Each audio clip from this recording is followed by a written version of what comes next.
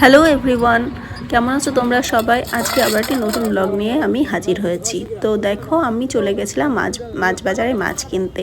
তো বেশ কিছুক্ষণ দেখাশোনার পর আমরা ইলিশ মাছটা চুজ করে নিয়েছিলাম।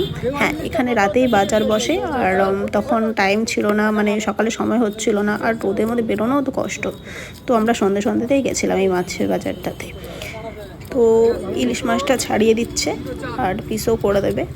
মাছটার ওজন ছিল 600 মতো। আর হ্যাঁ, পার কেজি হিসেবে দামও 600 টাকা কেজি ছিল। তো যাই হোক, 350 দাম নিয়েছিল, মানে 350 টাকা দাম নিয়েছিল। আর মাছটা কাটা হয়ে গেছে। তো আই হোপ কি তোমাদের ভিডিওটা দেখতে ভালো লাগছে।